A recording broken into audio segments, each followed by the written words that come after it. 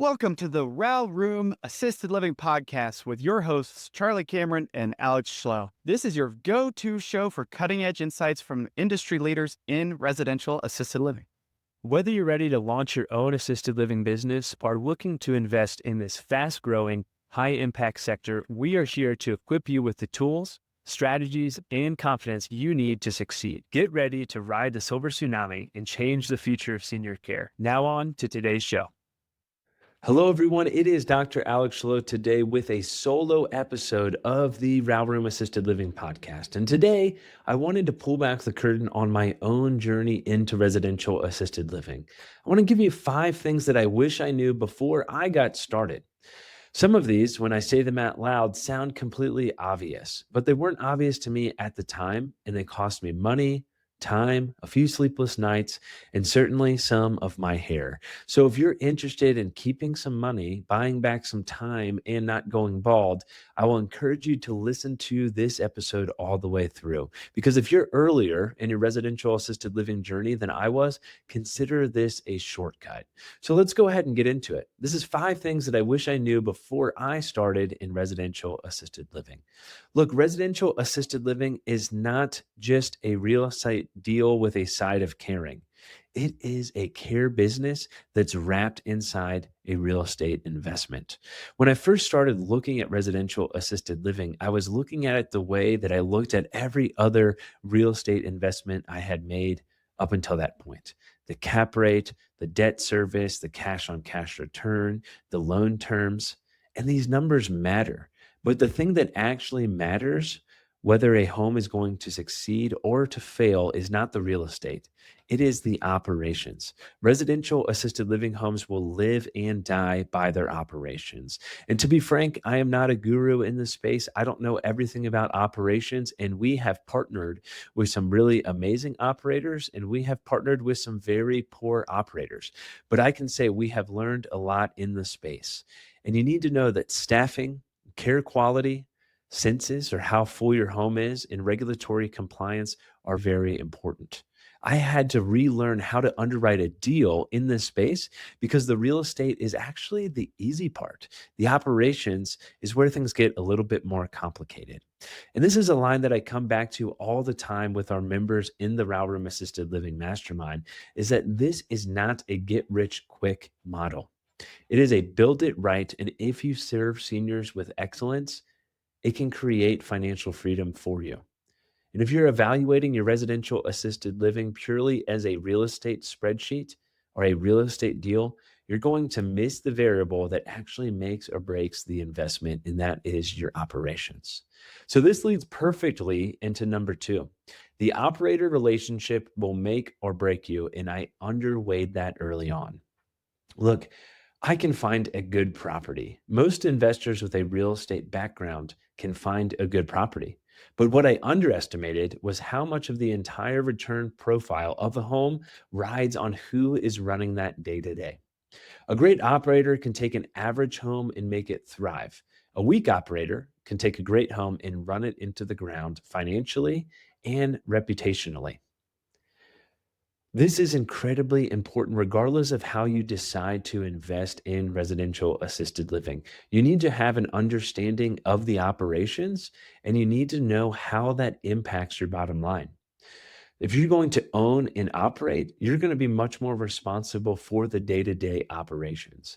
If you decide to lease to an operator, you need to still understand operations, but you also have to understand how to vet an operator and make sure that they are a good fit for you. This is incredibly important and something that I did not learn the full extent of until later on, and it has cost me a significant amount of money, time, and stress. Vetting an operator is a completely different skill set than vetting a property. And nobody taught that to me. We had to build this from scratch, mostly through trial and error, unfortunately. But we learned the key questions to ask and how to find and vet an operator. A few things that can be beneficial for you is to first certainly make sure that the culture is aligned. Unfortunately, there is a lot of money in the assisted living space and the opportunity to generate really substantial returns, but this does lead to a few bad apples in the space. And unfortunately, a lot more than I could have ever have imagined. Some people get into this business just for the money and they don't realize that what really matters is providing high quality care. So you need to make sure a potential operator, first and foremost, has the heart to care for seniors and to care for them well, and that their culture aligns with your vision. Then you can start looking at some of the other things like their financial qualifications. What does their financial statement look like? What does their credit look like? What does their criminal background check look like? All these things are going to be really important for you as a vet and operator. And there's a lot more nuances to this, but you have to build for that culture first and make sure that alignment is there, or this will never work for you. All right, number three, not every submarket wants or can support another assisted living home. Now, the supply demand mismatch in assisted living is absolutely massive.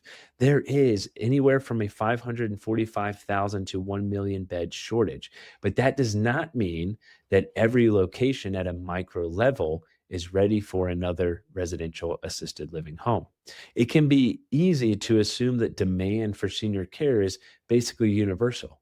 We have the aging population, we have the growing need. And you might think, wow, I can't miss. I can just open this up anywhere I want. That is directionally true at the macro level and completely misleading at the micro level. One of the biggest challenges in residential assisted living is catching small health changes before they turn into costly hospitalizations. CarePredict addresses this by using the Tempo wearable device and real time data to measure residents' daily activities, their routines, and behavior. This gives smaller homes visibility that you would not normally have.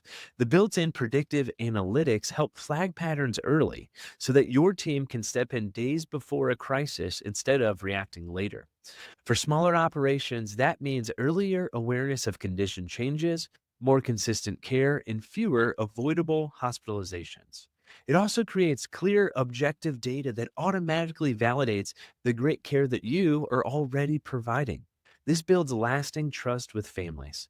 And as the market grows more competitive, offering this level of proactive safety is a practical way to differentiate your home and to stand out.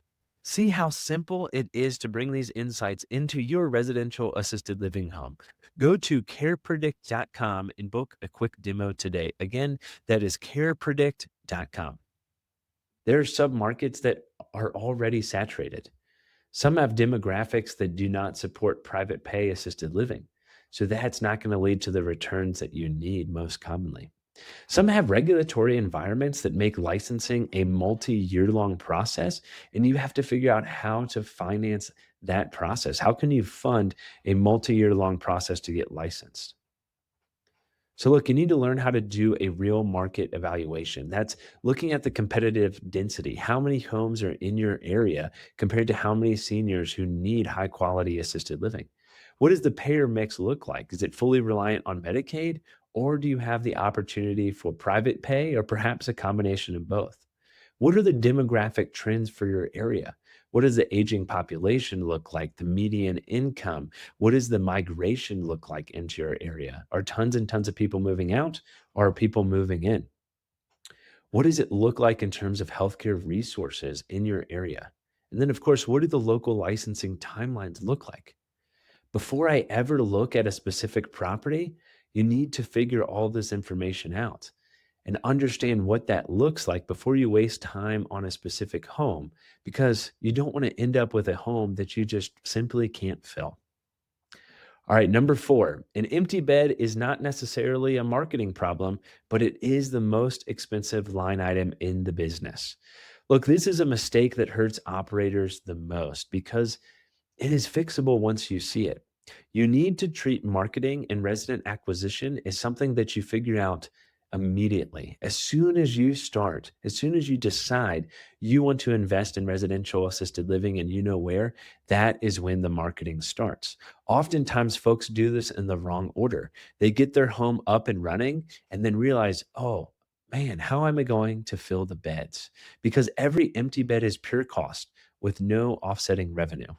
And the homes that struggle are almost always the ones that do not have anybody who owns the marketing and the lead generation system from day one. And that is incredibly important. You have to understand that isolation is expensive. That's true for the seniors that these homes are built for and who they're built to serve, but it's also true for the business itself when the beds that sit empty. You're not going to be able to sustain a runway of a significant deficit in your business if you have a lot of vacancy in your home. So you have to start marketing from day one, keep your occupancy up, provide high quality care, get great referrals, and then it's going to be a self-fulfilling process. You have a great culture, you provide great care, you get great reviews, families refer you, and then you continually stay full from that perspective. Number 5 is you do not have to learn this by trial and error. And honestly, trying to do a residential assisted living investment on your own may be a very expensive mistake.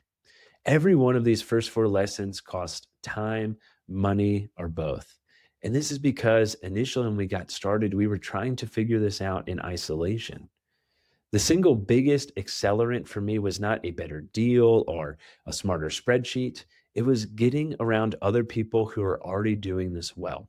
Operators, investors, developers who've already made the mistakes I was about to make. That is the entire reason the Row Room Assisted Living Mastermind exists, because one home can fundamentally change your financial future, but only if you build it right. And building it right is a lot faster with people who have already done it sitting right next to you, in community with you, and holding you accountable. So, look, if any of this with you, if you are sitting on capital, sitting on curiosity about residential assisted living, or you're already in a deal and you want to avoid the mistakes I just walked through and more, the best next step is to join our free webinar. We'll walk through exactly how residential assisted living works, what makes a good deal, and how the Row Room Assisted Living Mastermind helps you skip the expensive trial and error phase entirely. This webinar is going to be hosted at 5 p.m. Mountain Time, 7 p.m. Eastern Time on Tuesday. So make sure you sign up completely free. We'd love to see you at the webinar. Look, this is it for the solo episode, but I want you to build wealth, serve seniors, and design a life that you love through residential assisted living. I'll see you next time. Take care. Thank you for tuning in to the Row Room Assisted Living Podcast. We hope you found today's episode insightful. If you enjoyed it, make sure to leave us a raving 5-star review. And a quick review helps more listeners find the show and more seniors get the exceptional care they deserve. And don't forget to subscribe so you never miss an episode. And just so you know, we have prepared some free resources for you to help you succeed in residential assisted living in addition to this podcast. Head over to theralroom.com, that is TheRAL room.com, to download our free 10-step guide to launch your first or next residential assisted living home, or our 10 reasons to passively invest in residential assisted living ebooks. And if you're ready to take the next step and make real moves in the RAL industry, join us in the Row Room Mastermind. It is an exclusive community where we deep dive into everything you need to launch and grow your own residential assisted living business. You'll get access to recorded courses, live calls with industry experts, a RAL calculator, resources and tools, like-minded entrepreneurs, funding opportunities, and an expert networking community to help you along your journey. Be sure to join us next time on the Row Room Podcast as we continue to explore the world of residential assisted living with more great guests. See you then.